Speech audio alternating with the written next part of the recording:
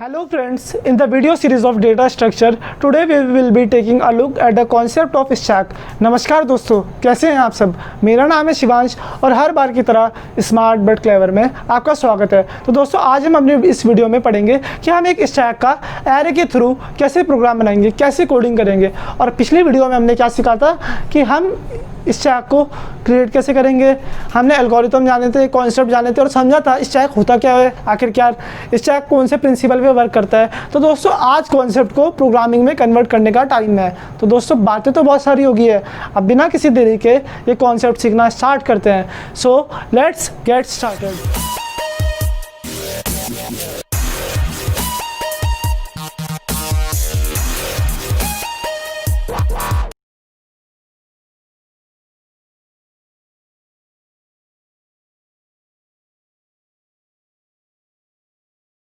तो सबसे पहले मैं क्या करता हूँ, अपनी हेडर फाइल को इंपोर्ट कर देता हूँ। क्या कौन कौन सी हेडर फाइल होगी दोस्तों, यहाँ पे हैश इंक्लूड stdio.h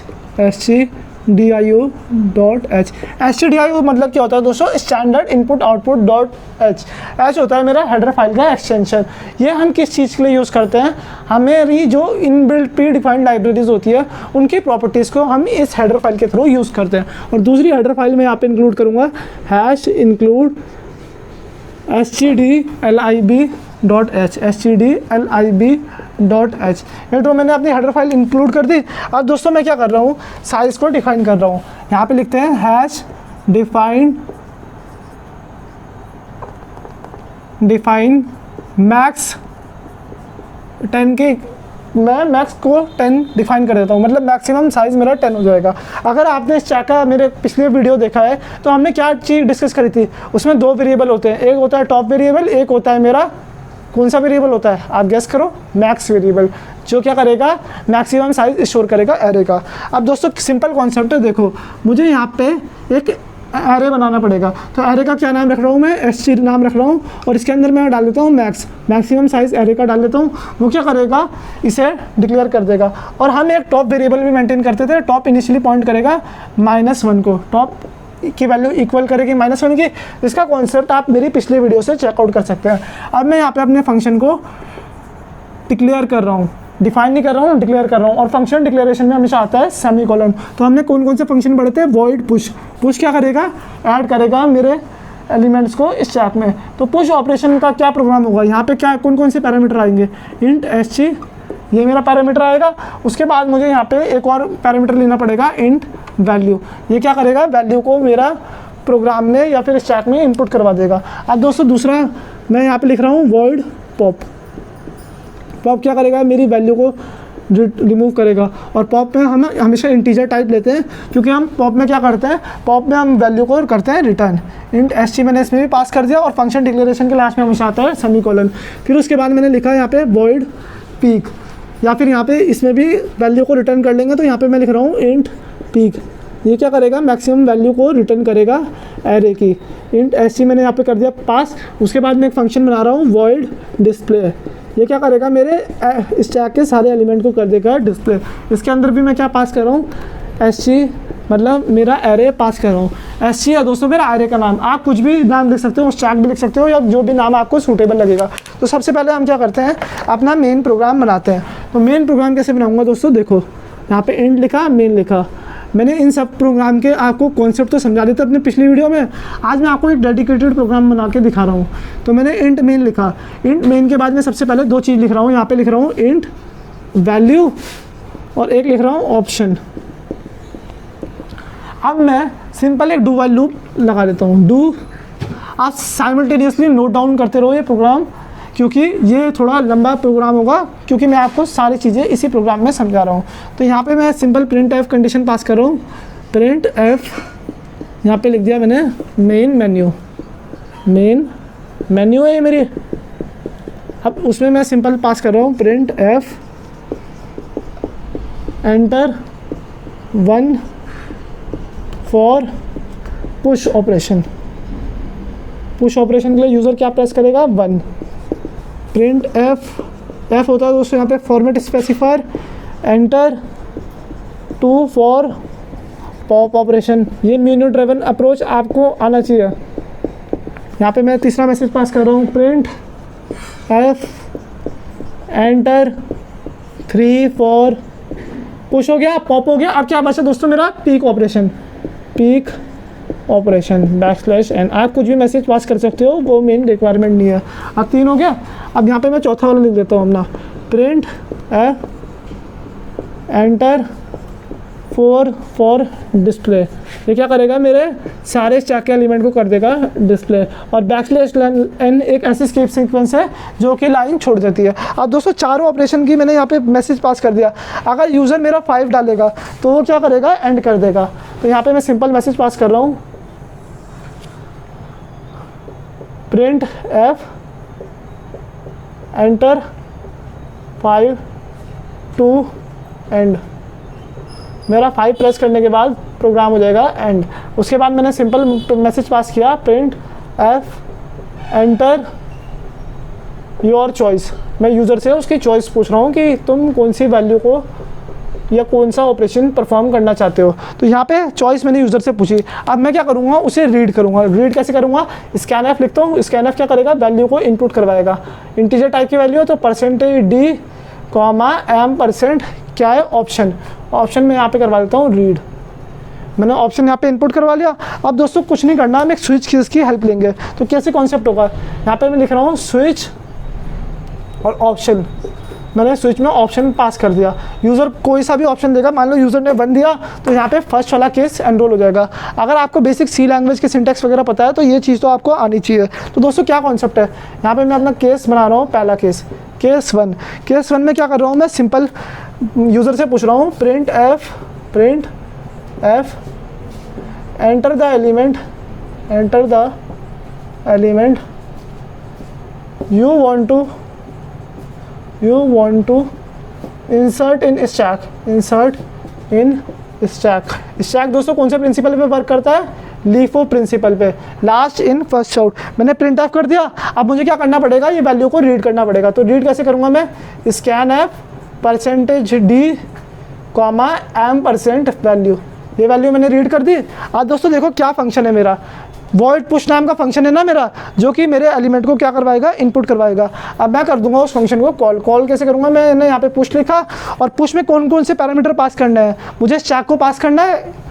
तो स्टैक को सी लैंग्वेज में कैसे पास करते हैं, सिर्फ स्टैक का नाम लिखते हैं, ST लिखा, कॉमा, ये वाली वैल्यू मुझे यहाँ पे कर दूंगा पास और ये कर देगी इस फंक्शन को कॉल। तो ये मेरा केस हो गया कंप्लीट। तो केस कंप्लीट होने के बाद मैं यहाँ पे लिख देता हूँ ब्रेक। आया दोस्तों कॉन्सेप्ट समझ में, ये मेरा फर्स्ट केस हो गया कंप्लीट। अब मैं यहाँ पे सेकंड केस बना रहा हूँ। सेकंड केस लिखते हैं दोस्तों केस 2। केस 2 में क्या कंडीशन है, देखो दोस्तों, मैं अपना फंक्शन को कॉल कर रहा हूँ, वैल्यू इक्वल टू पॉप, इसके मैंने अंदर SC पास कर दिया। अब क्या करेगा, ये एक वैल्यू को रिटर्न करेगा। तो क्या ऐसे लिखूँगा मैं, if value equal not equal to -1। अगर वैल्यू -1 के इक्वल नहीं होगी तो क्या करूँगा, मैं सिंपल मैसेज प्रिंट कर दूँगा, print F the deleted value is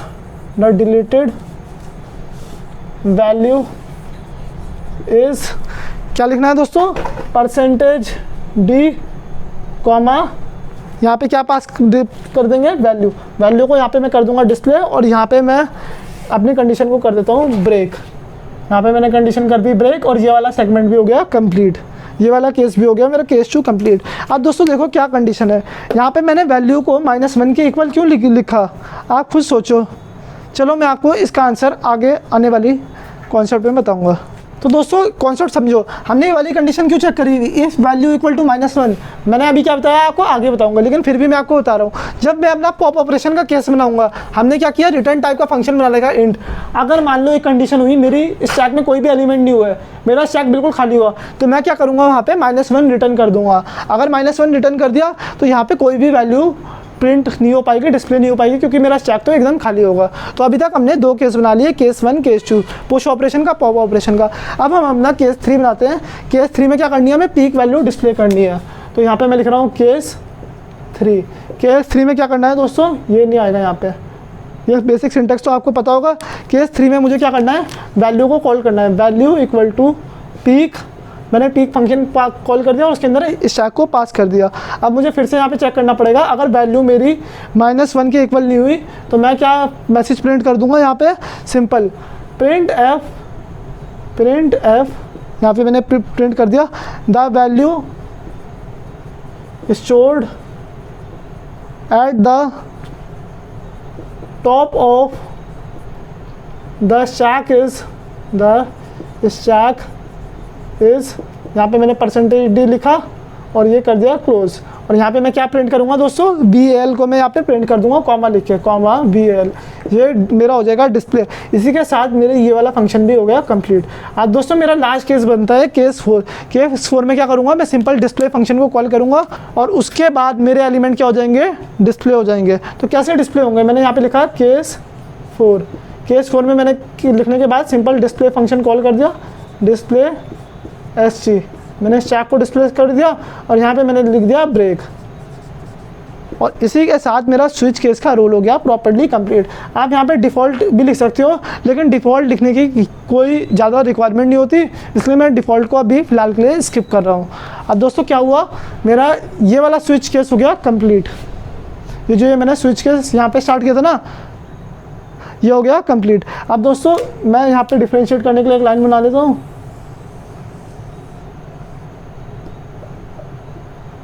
दोस्तों ये कॉन्सेप्ट ये मैंने लाइन किया। अब मैं इस सेगमेंट को इरेज कर देता हूँ और आपको आगे का कॉन्सेप्ट बताता हूँ। तो दोस्तों कंडीशन देखो क्या है, यहाँ पे मैंने क्या किया, अपने स्विच केस का ब्रैकेट बंद किया। अब देखो मेरा ये डू वाइल लूप यहाँ पे लगा रखा, इसका ब्रेस भी बंद करना है और मुझे वाइल लूप की कंडीशन चेक करनी है। यहाँ पे मैंने ब्रेस बंद किया डू वाइल लूप वाला, यहाँ पे मैं लिख देता हूँ वाइल, या इसी के बाद लिख दो आप कंडीशन, देखो वाइल, क्या कंडीशन लिखने की पड़ेगी, मैंने क्या किया हुआ, option not equal to 5, while option not equal to 5। जब तक ऑप्शन 5 के इक्वल नहीं होगा तब तक मेरा वाइल लूप कैरी ऑन करता रहेगा, चलता रहेगा। उसके बाद मैं यहाँ पे कर दूंगा रिटर्न 0, क्योंकि ये उसका प्रोग्राम है, मेन प्रोग्राम है, इंटीजर टाइप का, रिटर्न टाइप इंटीजर टाइप है, तो मैं 0 रिटर्न कर दूंगा और ये मेरा मेन प्रोग्राम हो गया प्रॉपर्ली कंप्लीट। अब दोस्तों क्या करता हूँ, मैं एक एक करके सारे फंक्शन को डिफाइन करता हूँ। तो दोस्तों क्या करता हूँ, मैं सबसे पहले अपना पहला फंक्शन को करता हूँ डिफाइन। तो पहला फंक्शन क्या था मेरा, वॉइड पुश। इसके अंदर मैंने क्या पास करा हुआ था, इंट SG, स्टैक को करा हुआ था पास। उसके बाद क्या पास किया हुआ था, मैंने यहाँ पे वैल्यू भी पास करी हुई थी।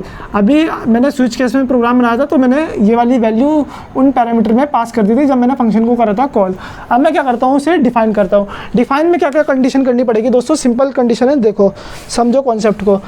अगर मैं पहली कंडीशन चेक करूँगा, if top equal to max -1, अगर टॉप मैक्स -1 के इक्वल हुआ तो मेरे स्टैक बिल्कुल खाली होगा, मेरे स्टैक में बिल्कुल जगह नहीं होगी कि मैं और एलिमेंट को इंसर्ट करवा सकूं।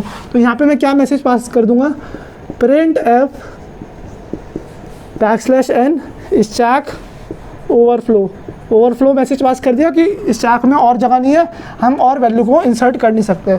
अगर ऐसी कंडीशन नहीं होती है तो एल्स लिखा मैंने। एल्स के बाद क्या करूँगा, मैं सबसे पहले टॉप की वैल्यू को बढ़ाऊंगा।